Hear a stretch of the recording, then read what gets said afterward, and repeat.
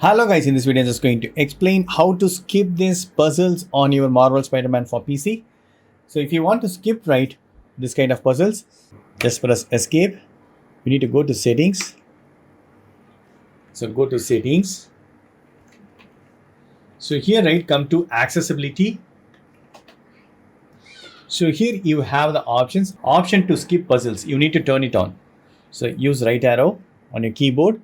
So enable this. When enable, circuit puzzles, spectrography puzzles and surveillance tower puzzles will immediately have the option to skip. Super cool. So now I'm going back. It's automatically saved. So going to press escape and escape and escape.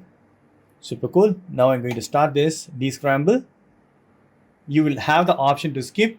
So what I'm going to do is I'm going to skip it. So use your keyboard, okay, down arrow.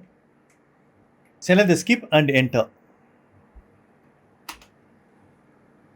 It's successfully skipped. The same way you can skip the puzzles and spectrography. So that's it, friends. Hope this video is very much helpful. Thank you so much for watching. Please put a comments and feedback to media forms. Thank you. Bye and take care.